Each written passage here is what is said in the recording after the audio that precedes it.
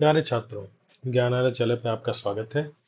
और कक्षा 10 की लोकतांत्रिक राजनीति के अध्याय 2 में आज हम पढ़ेंगे सत्ता में साझेदारी की कार्यप्रणाली। सत्ता में साझेदारी की कार्यप्रणाली।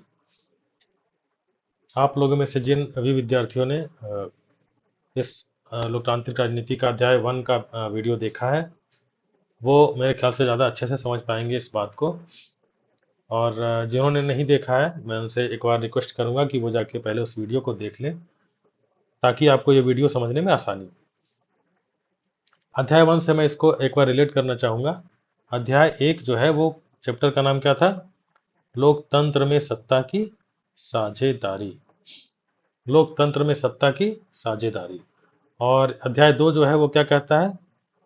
अध्याय 2 जो कहता है सत्ता में साझेदारी की कार्यप्रणाली। तो आप यहाँ पे देखिए कुछ कुछ चीजें मिल रही हैं अध्याय 1 से अध्याय 2 में। लोकतंत्र की तो हम बात ही कर रहे हैं। ये पूरा जो सब्जेक्ट है, पूरा जो विषय है, ये लोकतांत्रिक राजनीति इसका नाम ही है। इसका नाम है लोकतांत्रिक राजनीति। तो लोकतंत्र की बात हम कर रहे हैं। अब बात आई सत्ता में साझेदारी की, है ना। तो सत्ता में साझेदारी अध्याय 1 में हमने पढ़ा था कि सत्ता की साझेदारी क्यों आवश्यक है भारत में। भारत में आवश्यक क्यों है साझेदारी? क्योंकि हमारा जो समाज है वो विभिन्नताओं से भरा हुआ है ना।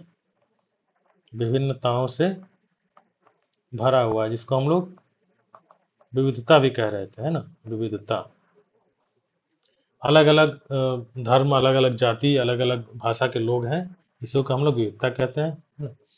तो अब चूंकि इतनी विविधता हमारे देश में है, तो ये सत्ता में जो साझेदारी हमने की है या जो हम करने वाले हैं, उसकी कार्य प्रणाली क्या है, कैसे हम लेके चलेंगे सभी लोगों को, और क्या जरूरत है हमें साझेदारी की, इसको समझने की, है ना।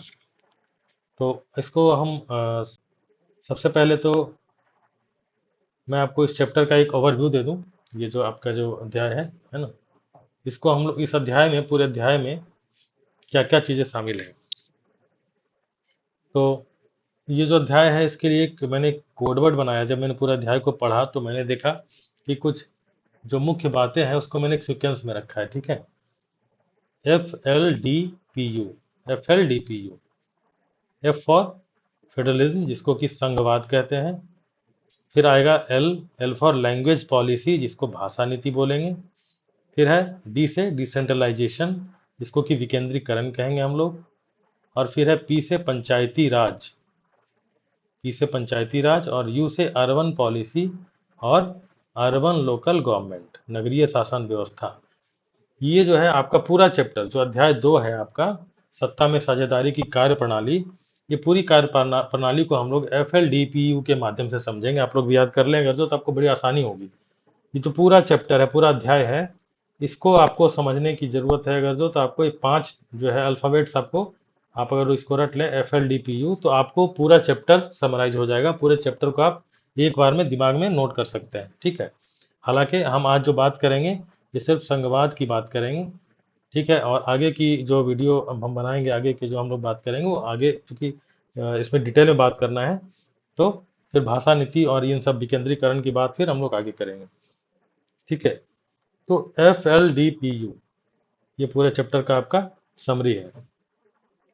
आज हम लोग बात कर रहे हैं फेडरलिज्म की, जिसको कि संघवाद कहते हैं, ठीक है। संघवाद, संघवाद किसे कहते हैं? तो आप इसको जानने के लिए देखें, मैंने आपके लिए कुछ नोट्स बना रखा है यहाँ पे। संघवाद क्या है? तो सरल भाषा में कहें तो जब किसी देश में शासन की शक्ति केवल एक सरकार के पास न रहकर केंद्र और राज्य या प्रांतीय सरकारों के बीच बढ़ जाती है, तो ऐसी व्यवस्था को संघवाद कहते हैं, है ना।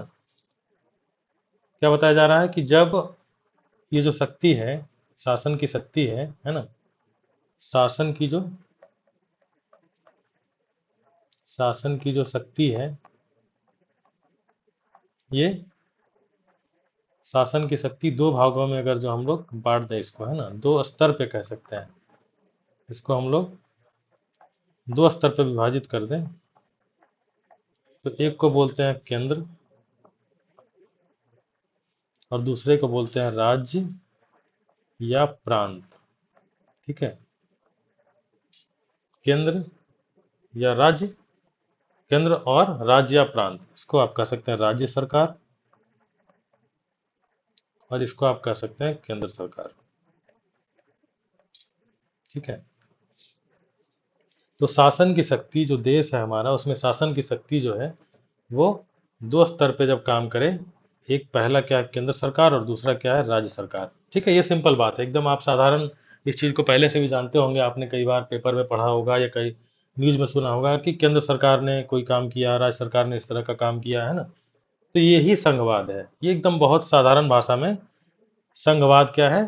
तो जब शासन की शक्ति को दो स्तर पे बांट दिया जाए, दो स्तर पे काम करे, तो इसमें हम लोग कहेंगे, इसको कहेंगे संघवाद, है ना।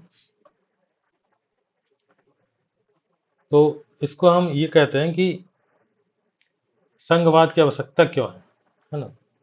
अब हम बात करेंगे कि हमारे देश को संघवाद की आवश्यकता क्यों है, संघीय व्यवस्था की आवश्यकता क्यों है। संघीय व्यवस्था की आवश्यकता क्यों है, तो इसके लिए आपको अध्याय 1, अध्याय 1 की जो हमने बात की थी उसको समझना पड़ेगा क्यों है। हमने अध्याय 1 में ही पढ़ा था कि सत्ता की साझेदारी क्यों आवश्यक है, तो एक बार फिर से देख लेते हैं।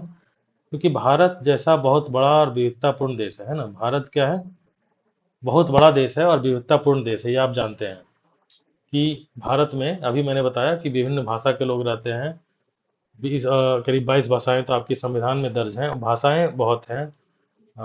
भारत एक बड़ा देश है, तो कई राज्य है यहाँ पे, और इस तरह से कई धर्म के लोग भी रहते हैं ना। तो यहाँ पे अलग अलग हैं क्या क्या, फिर से एक बार देख लीजिए आप, यहाँ पर भाषाएं अलग हैं, संस्कृतियाँ अलग हैं, क्षेत्र अलग हैं, भौगोलिक परिस्थितियाँ अलग है, सामाजिक आवश्यकताएं अलग है ना। जैसा मैंने बताया कि भाषाएं अलग अलग है राज्यों के आधार पर, क्षेत्र के आधार पर, संस्कृतियाँ अलग अलग हैं। संस्कृति क्या है, हमारी रहन सहन की परंपरा है ना, रहन सहन, खान पान, हमारे त्योहार, है ना, परंपरा। मैंने आपको ये अध्याय 1 में भी बताया था। तो इस आधार पे भी हम लोग अलग अलग हैं, हमारी ज़रूरतें अलग अलग हैं। भौगोलिक परिस्थितियाँ, भारत जो है आपको पता है कि एक विशाल देश है, तो भारत के कुछ क्षेत्र जो है वो पर्वतीय भी है ना, पहाड़ी इलाके हैं, कुछ जो है मैदान में बसा हुआ है भारत का भाग, है ना, और कुछ जो है प्रायद्वीपीय है। आप जब पढ़ेंगे इसको, प्रायद्वीपीय भी है। ठीक है। तो ये जो भौगोलिक स्थितियां हैं, आपने 9th क्लास में पढ़ा होगा इसको, भारत के जो है वो उच्चावच वगैरह जो है इसको पढ़ा होगा आपने।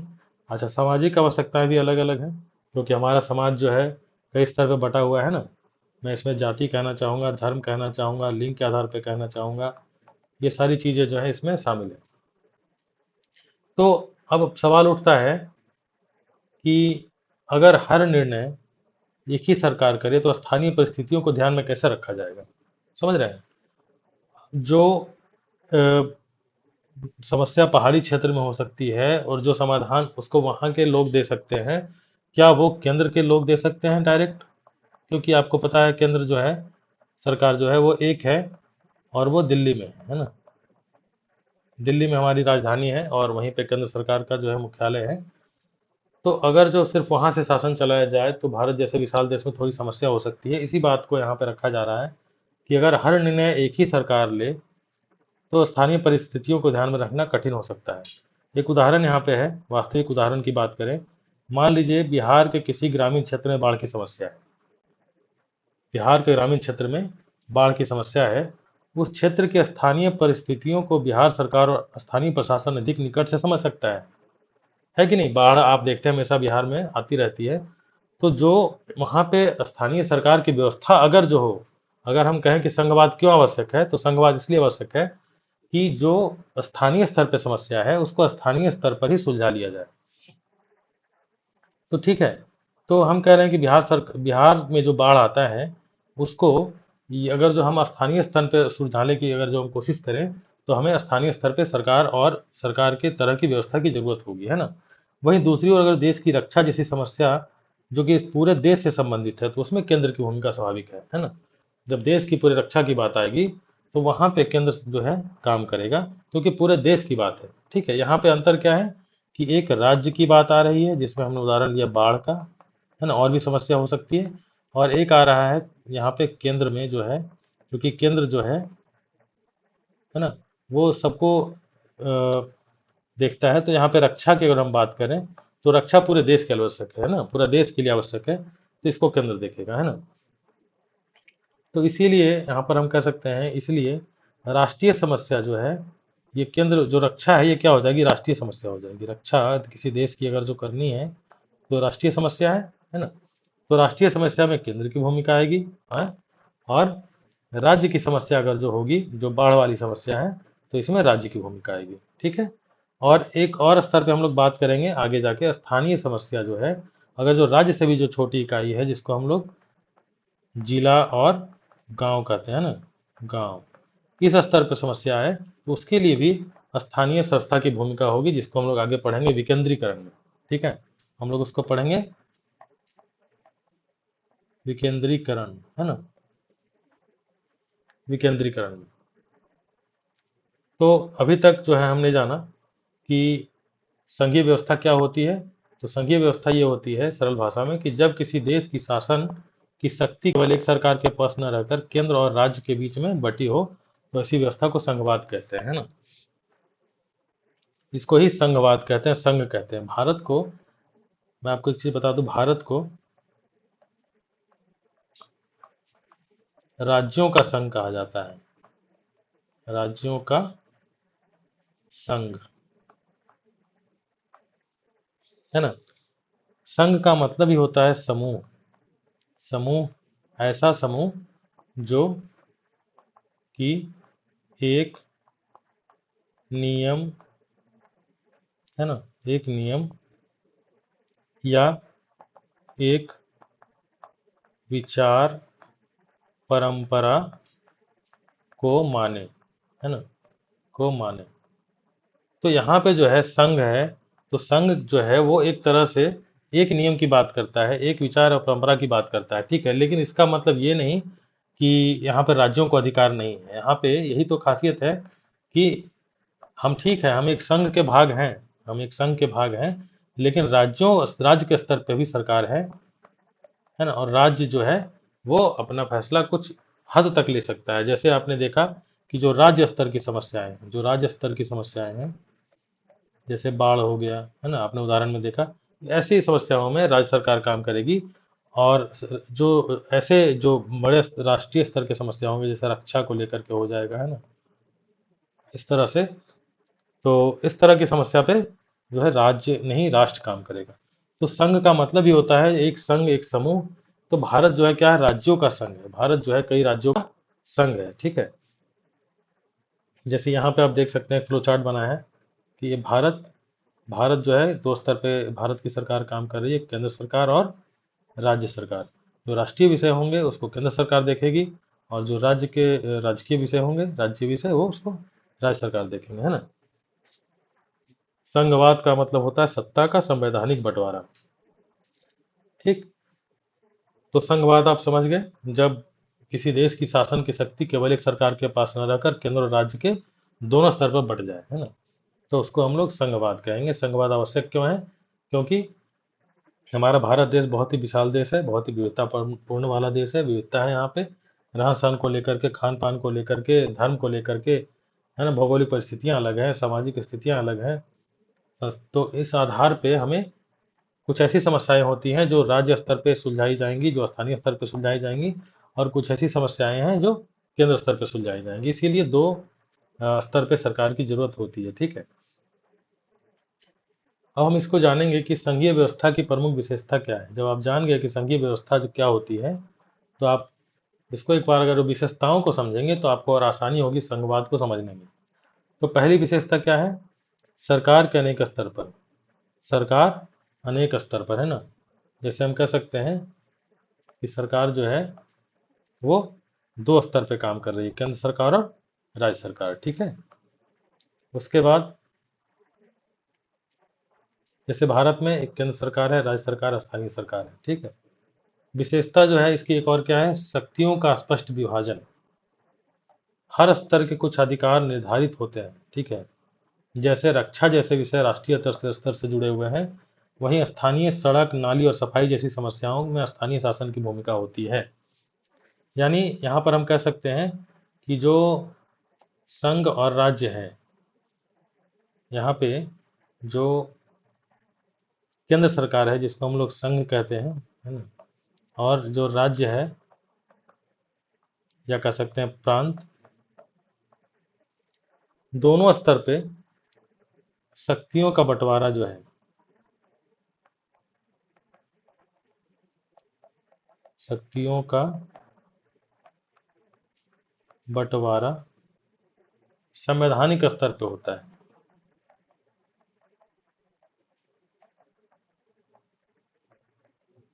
संवैधानिक स्तर पर होता है। ठीक है। संवैधानिक स्तर का अर्थ हुआ कि संविधान में लिखित रूप में एकदम स्पष्ट लिखा हुआ रहता है ना। संविधान में बिल्कुल स्पष्ट लिखा हुआ है कि संघ की क्या ताकत है, राज्य की क्या ताकत है ना। संघ के क्या कर्तव्य है, राज्य के क्या कर्तव्य है। संघ सरकार जो है, केंद्र सरकार किस तरह से नियम कानून बनाएगी और राज्य सरकार किस तरह से नियम कानून बनाएगी। ठीक है। तो आपने देखा कि शक्तियों का स्पष्ट विभाजन, जैसे रक्षा का स्तर जो है या जो और भी कई मुद्दे हैं वो राष्ट्र स्तर पर ही देखे जाएंगे, और जो लोकल समस्याएं हैं वो राज्य स्तर पर देखी जाएंगी। दूसरा विशेषता क्या है इसका? पहला जो विशेषता है, सरकार अनेक स्तर पर काम करेगी। दूसरी विशेषता है शक्तियों का स्पष्ट विभाजन। और तीसरी विशेषता जो है संविधान की भूमिका, यानी केंद्र और राज्यों के बीच अधिकारों का विभाजन संविधान से जुड़ा हुआ है। मैंने आपको पहले ही बताया कि संविधान में बिल्कुल ये लिखित है, अधिकारों का निर्धारण किया गया है। केंद्र और राज्य के अपने अपने क्षेत्र में कार्य करेंगे, है ना। अभी हम विशेषताओं को देखते जा रहे हैं ना, फिर हम इसको डिटेल में समझेंगे। चौथी विशेषता क्या है? न्यायपालिका। केंद्र और राज्य के बीच अधिकारों को लेकर विवाद हो तो संवैधानिक व्यवस्था और न्यायपालिका महत्वपूर्ण भूमिका निभाती है। कई बार होता क्या है, आपको पता है कि जो केंद्र है और राज्य, दोनों के बीच कई बार विवाद हो जाता है ना। क्योंकि दोनों को सरकार चलाना है, दोनों जगह पे सरकार चल रही है, दोनों के अपने अपने नियम कानून है, और कई बार जो है किसी भी मुद्दे पे विवाद हो जाता है। तो विवाद जब हो जाता है तो ऐसी परिस्थिति में न्यायपालिका की व्यवस्था है। क्या है? न्यायपालिका की व्यवस्था है। न्यायपालिका मतलब आप समझ रहे हैं, जो हमारे जो न्यायालय हैं, सर्वोच्च न्यायालय है ना, सर्वोच्च न्यायालय जो है,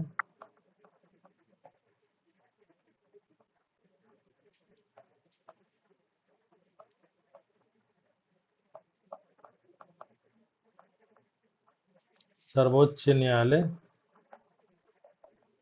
जो कि दिल्ली में है ना, दिल्ली में है, और राज्यों में उच्च न्यायालय, ये हर राज्य में एक है ना, राज्य में एक। जैसे हमारे बिहार में पटना में उच्च न्यायालय की स्थापना की गई है। तो जो न्यायपालिका है वो केंद्र और राज्य के बीच अधिकारों को लेकर के स्पष्ट एकदम ये न्याय करेगी, और संविधान के आधार पर होगा, है ना। तो केंद्र और राज्य के अधिकार को लेकर कोई विवाद है तो उसको संवैधानिक और न्यायिक समाधान निकाला जाएगा। ये भी एक विशेषता है इसकी, है ना। तो ये भी एक विशेषता है इसकी। तो कह सकते हैं कि हम कह सकते हैं कि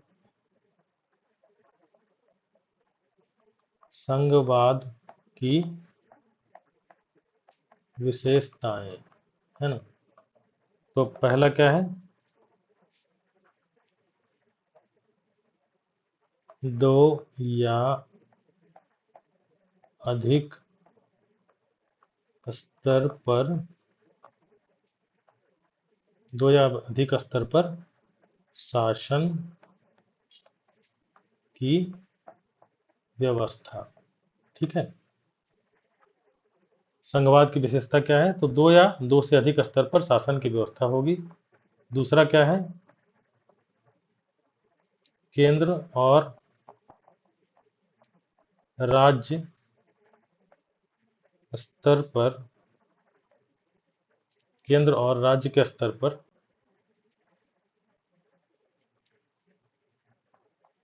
शक्तियों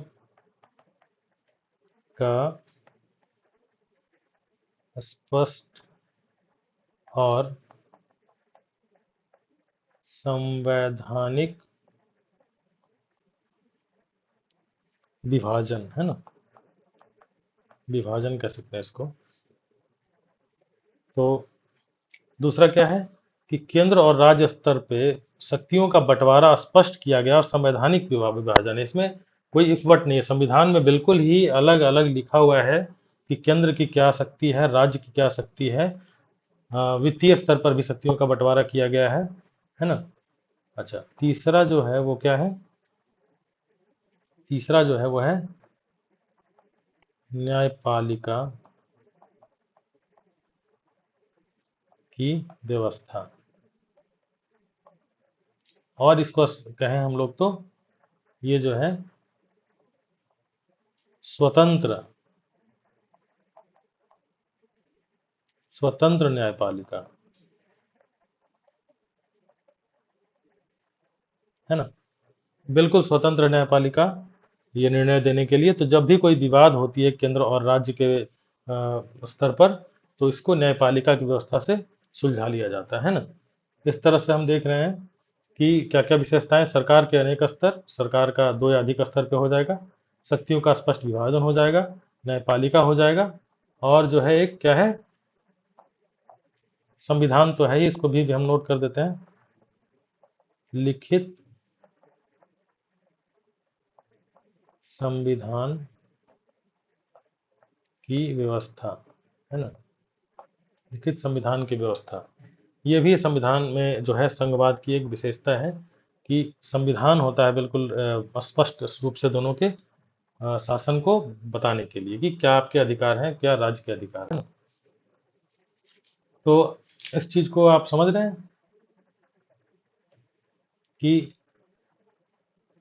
केंद्र जो है किस तरह से काम करती है और राज्य किस तरह से काम करते हैं, है ना।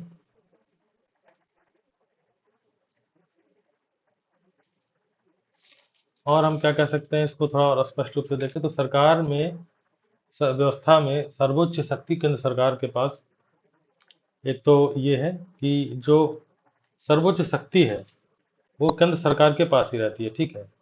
और जो जो स्थानीय स्तर के मुद्दे हैं वो राज्य सरकार देखेंगे, है ना। इसमें एक चीज और हम देख लें अगर जो, तो जो दोनों सरकारें होती हैं, है ना, जो दोनों सरकारें होती हैं इसके लिए अलग अलग जनता नहीं होती है। ये बहुत ही साधारण बात है कि जो नागरिक हैं, हम कह सकते हैं कि दोनों स्तर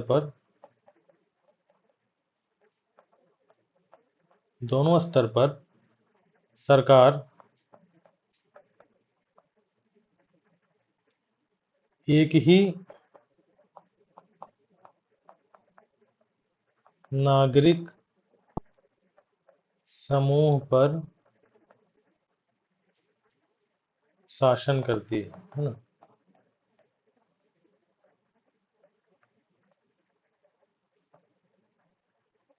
इस बात को समझिए, जैसे हम जो है बिहार के वासी हैं, ठीक, बिहार में रहते हैं, ठीक। तो हम जो है बिहार के लोग हैं वो तो केंद्र सरकार से भी शासित होते हैं ना। हम तो केंद्र के भी कानून को मानते हैं और बिहार सरकार के कानून को मानते हैं ना। तो इससे क्या समझ में आ रहा है कि जो नागरिक है वो एक ही है, नागरिक समूह जो है एक ही है, और इसी नागरिक समूह पे दोनों सरकारें शासन करती हैं, है ना। तो यहाँ पे हम कह सकते हैं कि भारत में खास करके क्या है कि शासन तो दोनों स्तर पे है लेकिन नागरिकता एक ही होती है। भारत के लिए स्पेशल नागरिकता नागरिकता जो है एक ही होती है, स्पेशली भारत के लिए, है ना। कि हम बिहार के नागरिक नहीं कहलाएंगे, हम कहलाएंगे नागरिक भारत के, लेकिन बिहार सरकार जो है, हम उसके कानून से भी चलते हैं, और बिहार सरकार का जो कानून होता है उसको हमको मानना होता है ना। तो इस तरह से हम लोग कुछ विशेषताओं को हमने यहाँ पे नोट कर लिया है। आप चाहें तो इसको अपने कॉपी में नोट कर लीजिए। आप जब भी पढ़िए, जब भी आप कोई भी कभी भी पढ़ाई करिए, आप अभी चाहे आप खुद से ही स्वाध्याय कीजिए किताबों से, तब भी आप वहाँ पर एक नोटबुक और एक पेन जरूर रखिए, या आप कहीं कोई वीडियो देख रहे हैं तब भी आप उसको रखिए और उसको नोट करते चलिए, है ना।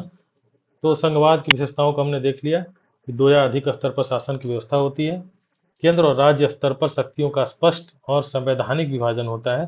स्पष्ट और संवैधानिक, बिल्कुल अलग अलग बांटा हुआ है शक्ति। न्यायपालिका की व्यवस्था और स्वतंत्र न्यायपालिका होती है ना। न्यायपालिका बिल्कुल स्वतंत्र होती है। लिखित संविधान की व्यवस्था होती है, तभी तो उसमें लिखा हुआ होता है कि केंद्र के क्या अधिकार है और राज्य का क्या अधिकार है। दोनों स्तर पर सरकार एक ही नागरिक समूह पर शासन करती है, और जो नागरिक होते हैं उनको नागरिकता एक ही है, और उनको केंद्र का भी कानून मानना होता है और राज्य का भी कानून मानना होता है ना। तो हमने अभी तक क्या समझा? हमने समझा संघवाद क्या है। हमने क्या समझा कि संघवाद क्या है? तो संघवाद जब किसी देश में शासन की शक्ति केवल एक सरकार के पास ना होकर के कई स्तर पर हो, जो कि राज्य सरकार भी हो सकती है और केंद्र सरकार हो सकती है और स्थानीय सरकार भी होती है, ठीक है। संघवाद की आवश्यकता क्यों है भारत में? क्योंकि हमारा रहन सहन, खान पान और स्थानीय समस्याएं अलग अलग हैं, हम विविध हैं, है ना। भाषा के आधार पे, क्षेत्र के आधार पे, संस्कृतियों के आधार पे, तो हमारी स्थानीय समस्याएं अलग हैं, और राज्य सरकार जो केंद्र की समस्याएं हैं वो अलग होती हैं। तो जो स्थानीय समस्या है उसको देखने के लिए राज्य स्तर पे सरकार की जरूरत है, इसीलिए हमें संघवाद की आवश्यकता पड़ी, है ना। संघवाद की विशेषताएं क्या है? तो सरकार अनेक स्तर पे काम करती है, शक्तियों का स्पष्ट विभाजन होता है, शासन में संविधान की भूमिका में एकदम संविधान की भूमिका होती है, संविधान में लिखित होता है कि क्या अधिकार केंद्र के और क्या राज्य के हैं, और न्यायपालिका की व्यवस्था होती है। अब हम एक नए चीज को देख रहे हैं, संघवाद के रूप, है ना। संघवाद जो है वो दो तरह का है मुख्य रूप से। संघवाद जो है, संघवाद के दो रूप होते हैं, है ना। एक को बोलते हैं कमिंग टुगेदर फेडरेशन, है ना। कमिंग टुगेदर फेडरेशन, यानी कि इसमें होता क्या है कि अलग अलग इकाइयां हैं, है ना। अलग अलग इकाइयां जो है, मान लिया ये अलग अलग इकाइयां हैं, और ये सब मिल करके जो है एक समझौता करती है आपस में। क्या करती है? आपस में एक समझौता करती है और एक संघ के अंदर आ जाती है, ठीक। तो अलग अलग इकाइयां मिलाकर संघ बनाती है, और ये इकाइयां क्या है? आपस में ही, मतलब पहले से स्वतंत्र है, ठीक है। ये क्या है? स्वतंत्र हैं और प्रभुत्व संपन्न है। प्रभुत्व संपन्न का मतलब होता है कि अपने शक्ति का प्रदर्शन, इनकी शक्ति अपने आप होती है, अपने कुछ भी करने की। ये दूसरे के ऊपर, ये कह सकते हैं कि दूसरे के ऊपर ये भरोसा नहीं है, दूसरे के ऊपर ये ये नहीं है, उस पर उनका दूसरे के ऊपर कोई अधिकार नहीं है, स्वतंत्र है ना। तो लेकिन फिर भी इन्होंने एक कोई समझौता किया है और आपस में एक संघ का निर्माण कर लिया है। जैसे अमेरिका में हुआ, अमेरिका में इस तरह से हुआ कि कई स्वतंत्र वहाँ पे इकाइयाँ थी, एक दो तीन चार पाँच जो भी हैं, ये आपस में स्वतंत्र थी पहले से, और इन्होंने एक संघ का निर्माण किया, ठीक है। तो ये हो गया कमिंग टुगेदर फेडरेशन। और दूसरा जो है वह है होल्डिंग टुगेदर फेडरेशन, यानी कि पहले से कोई बड़ा देश है, एक बड़े देश के भीतर विभिन्न क्षेत्रों राज्यों के भी सत्ता बांटी जाती है। मान लिया कि पहले से एक बड़ा देश है, ठीक है। एक बड़ा देश है और इसमें कई राज्य पहले से हैं। तो राज्य जो है वो है, ये पहले से देश के अंदर ही है, एक तरीके से ये देश की भौगोलिक सीमा के अंदर ही है। लेकिन जब इसको एक व्यवस्था के तहत सरकार का गठन किया जाता है ना, तो कह सकते हैं कि एक जो है केंद्र सरकार के अंदर ये सारी संस्थाएं, सारी जो राज्य हैं ये आ जाते हैं, है ना। जैसे भारत को इस संदर्भ में समझा जा सकता है, भारत एक बड़ा देश है ना। भारत बड़ा देश है और इसमें कई राज्य हैं, है ना। पहले से आप जानते हैं कि करीब 500 के करीब जो है देसी रियासत थी पहले से, अंग्रेजों के ज़माने में, है ना, उसके पहले से। तो 500 देसी रियासत थी, तो ये थे तो भारत के ही भाग, लेकिन जब ये इसको हम एक व्यवस्था के अंतर लाते हैं तो हमने देखा कि जो देसी रियासत हैं, जो राज्य इनकी अपनी समस्याएं हैं, तो उसके लिए एक अलग सरकार बना दी गई, और जो इनको केंद्र में रखा गया, संघ बनाया गया, तो इसके लिए एक अलग सरकार बनाई गई, है ना। तो कह सकते हैं कि एक बड़ा देश है, इसमें एक राज्य, दो राज्य, तीन राज्य, कई राज्य हैं, और ये सब राज्य को मिला करके एक संघीय व्यवस्था बनाई जाती है। ठीक, तो आप अंतर क्या है मुख्य रूप से? अंतर मुख्य रूप से ये है कि ये जो राज्य हैं, ये जो इकाइयां हैं, ये पहले से स्वतंत्र हैं, ठीक, प्रभुत्व संपन्न है, जबकि ये जो इकाइयां हैं ये आपस में स्वतंत्र नहीं है ना। ये कहीं न कहीं पहले से एक भौगोलिक क्षेत्र के अंदर आते हैं, और कहीं न कहीं एक जो है परंपरा, एक एक साझा परंपरा का जो है ना, एक साझा परंपरा या इतिहास से जुड़े हुए हैं, या और कह सकते हैं कि भौगोलिक स्तर पर जुड़े हुए हैं, है ना। हम कह सकते हैं कि राजनीतिक स्तर पे भी जुड़े हुए हैं। तो इस तरह से पहले से ये जुड़े हुए हैं, और एक अच्छी व्यवस्था, ऐसी व्यवस्था बनाने के लिए जिसमें कि जो राज्य स्तर पे जो जो समस्याएं हैं उसको सुलझाने के लिए एक अलग सरकार बना दी गई, और संघ स्तर पे एक सरकार बना दी गई। तो ये जो व्यवस्था है ये भारत में है ना। आप समझ रहे होंगे इसको। आप तो कई बार व्यवहार में भी देखते हैं कि अलग अलग सरकार भारत में बनाई गई है राज्यों की, और केंद्र सरकार उसके साथ काम कर रही है मिलके, है ना। तो इस तरह से दो तरह की जो है वो संघवाद दो तरह के हैं। तो संघवाद जो है मुख्य रूप से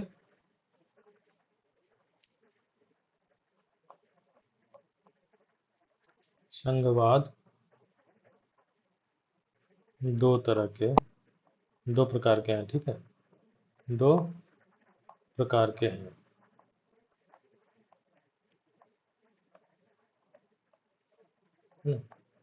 एक में क्या है, पहले से स्वतंत्र, पहले से जो क्या है, स्वतंत्र इकाइयां, पहले से स्वतंत्र इकाई जो है आपस में जुड़ करके संघ का निर्माण कर रही है। और यहाँ पे क्या है कि बड़े देश के राज्यों को मिलाकर संघ बनाया जाता है, ठीक है। उदाहरण के लिए भारत इसमें आ जाएगा, और यहाँ पे आ जाएगा अमेरिका, ठीक है। तो संघवाद दो प्रकार के हैं, एक जहाँ पे एक स्वतंत्र इकाइयां खुद मिलकर के एक संघ का निर्माण कर लेती हैं, और यहाँ पे जो दूसरे तरह है वहाँ पे बड़े देश के कई राज्यों को मिलाकर के संघ बनाया जाता है, जैसे भारत है इस उदाहरण में, ठीक है। तो यहाँ पे हम लोग थोड़ा सा और इसको गहराई से समझें अगर जो अंतर को, तो हम कह सकते हैं कि इस तरह की जो जो पहले तरह की जो व्यवस्था है, और ये दूसरा हो गया, पहले तरह की जो व्यवस्था है जहाँ पे स्वतंत्र इकाई खुद शामिल हो रही है और संघ का निर्माण कर रही है, यहाँ पे कह सकते हैं कि इस तरह से गठित संघीय व्यवस्था में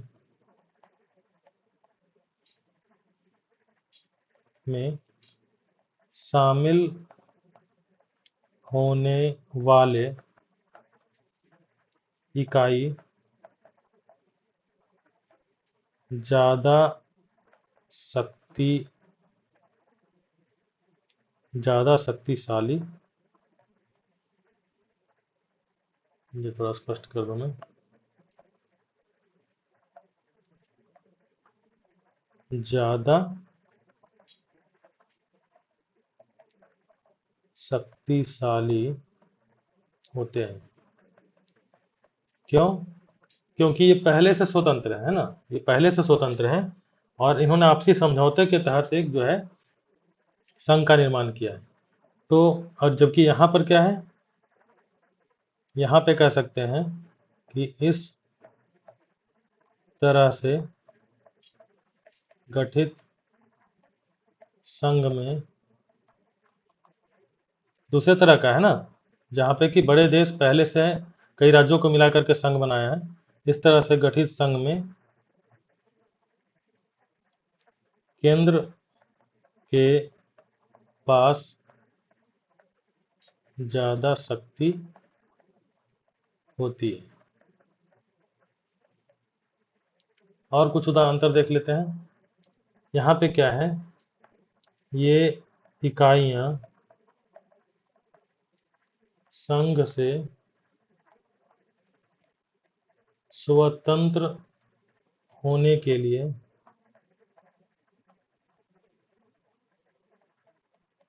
या अलग होने के लिए कह सकते हैं, स्वतंत्र या अलग हो सकते हैं। जबकि जो दूसरे तरह का संघ है जैसे भारत जैसा, यहाँ पर राज्यों को केंद्र से अलग होने की शक्ति या अधिकार कह सकते हैं, अधिकार हासिल नहीं है ना। सिंपल है कि चूंकि ये पहले से स्वतंत्र थे ना, और इन्होंने जो पहला वाला प्रकार है वो तो पहले से स्वतंत्र इकाई था।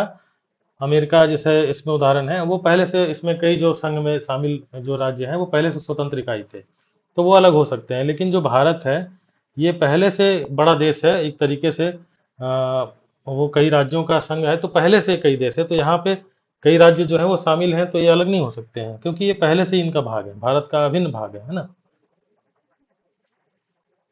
अच्छा, यहाँ पे फिर क्या है, जब हम शक्तियों की बात करेंगे,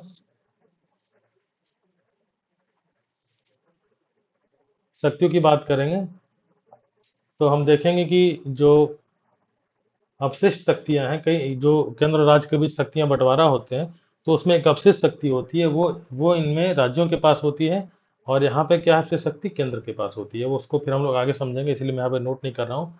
जब हम देखेंगे सूची के बारे में तो उसमें बात करेंगे, ठीक है। तो हमने ये समझा कि संघवाद जो है वो दो तरीके की है, संघवाद दो प्रकार के हैं, जहाँ पे कि एक स्वतंत्र इकाई कई इकाइयां मिल करके संघ का निर्माण कर लेती हैं, है ना। कई इकाइयां जो मिल करके संघ का निर्माण कर ले रही हैं, स्वतंत्र इकाइयां। और एक जो ऐसा है जहाँ पे कि पहले से एक भौगोलिक सीमा के अंदर या एक साझा इतिहास को मानने वाले राजनीतिक स्तर पर कहीं कहीं जुड़े हुए जो राज्य हैं वो मिल करके एक संघ का निर्माण करते हैं, उनको मिला के एक संघ बनाया जाता है, ठीक है। भारत को एक संघीय देश क्यों कहा जाता है, इसको भी देखते हैं। भारत को संघीय देश क्यों कहा जाता है, तो भारत में केंद्र सरकार है, राज्य सरकार है, दोनों का अधिकार निर्धारित है, संविधान शक्तियों का विभाजन करता है, न्यायपालिका की संविधान की रक्षा करती है, और स्थानीय स्तर पर भी सत्ता का विकेंद्रीकरण किया गया है। ये जो है सारी विशेषताएं जो हमने पढ़ी थी संघ की, वो भारत के पास हैं। फिर से एक बार बता दूं आपको, भारत के पास केंद्र सरकार है, भारत में राज्य सरकार है, भारत में दोनों का अधिकार निर्धारित किए गए हैं, संविधान की शक्तियों का विभाजन संविधान के द्वारा किया गया है ना। न्यायपालिका जो है संविधान की रक्षा भी करती है, और स्थानीय स्तर पर सत्ता का विकेंद्रीकरण किया गया, इसलिए भारत क्या है, भारत को संघीय देश कहा जा सकता है, ठीक है। तो आज के जो वीडियो थी उसमें हमने समझा कि संघवाद क्या है, संघवाद क्यों आवश्यक है, संघ की विशेषताएं क्या क्या है ना, और संघवाद के रूप।